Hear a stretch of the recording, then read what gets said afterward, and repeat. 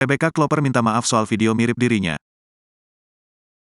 Rebecca Klopper akhirnya muncul ke publik usai video mirip dirinya tersebar luas di media sosial.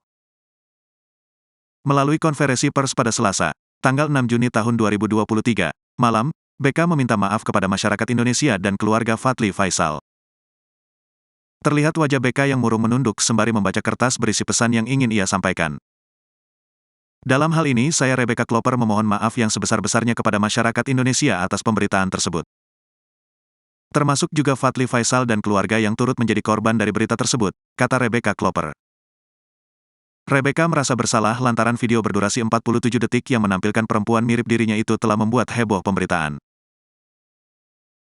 Beberapa waktu yang lalu, masyarakat Indonesia dihebohkan pemberitaan tentang saya, Rebecca Klopper. Saya minta maaf, ujar Rebecca. Rebecca sudah menyerahkan semua perkara tentang video mirip dirinya kepada pihak kepolisian.